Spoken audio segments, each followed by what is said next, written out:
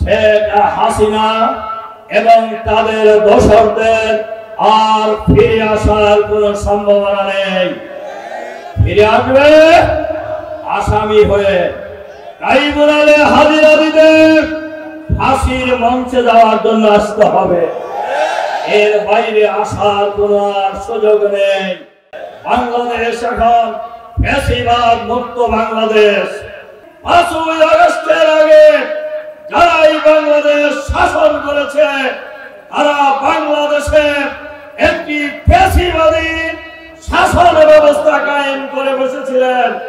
তারা এই দেশটাকে তাদের বাপদাদার তালুক মনে করেছিলেন।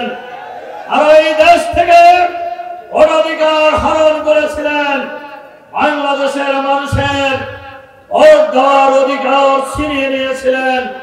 বাংলাদেশের মানুষের গণতান্ত্রিক অধিকার ছিনিয়ে নিয়েছিলেন।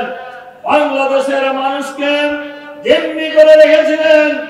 ওই সরকারের বিরুদ্ধে যারা এই কথা বলেছে তাদেরকে হয় হত্যা করা হয়েছে, অথবা গুম করা হয়েছে, অথবা আয়নাঘরে বন্দী করা হয়েছে, অথবা জেলখানায় বন্দী করে রাখা হয়েছে। বাংলাদেশের মানুষের অধিকার ছিল না।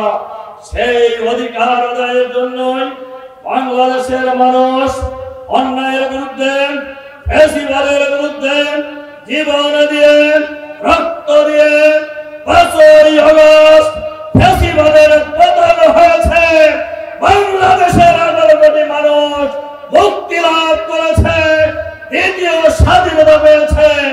আমরা নতুন বাংলাদেশ পেয়েছি।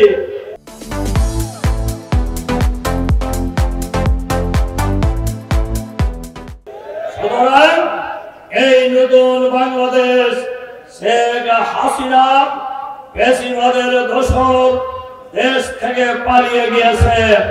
পালিয়ে গিয়েছে হাসিনা, পালিয়ে গিয়েছে মন্ত্রীরা, পালিয়ে গিয়েছে এমপিরা, পালিয়ে গিয়েছে ফ্যাসিবাদের দোসর যারা, তারাও পালিয়ে গিয়েছে বাংলাদেশ থেকে।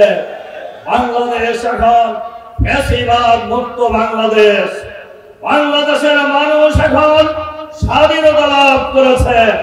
বাংলাদেশের মানুষ এখন নতুন বাংলাদেশ পেয়েছে। এই নতুন বাংলাদেশে মাঝে মধ্যেই ফুস করে ঢুকে পড়ার, ফুস করে ভাষণ দেওয়ার, সব জায়গায় পালিয়ে যাওয়ার পর আমরা পরিষ্কার ভাবে বলতে চাই, শেখ হাসিনা এবং তাদের দোসরদের আর ফিরে আসার কোন সম্ভাবনা নেই।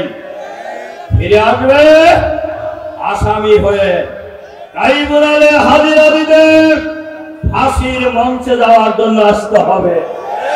এর বাইরে আসার কোন আর সুযোগ নেই।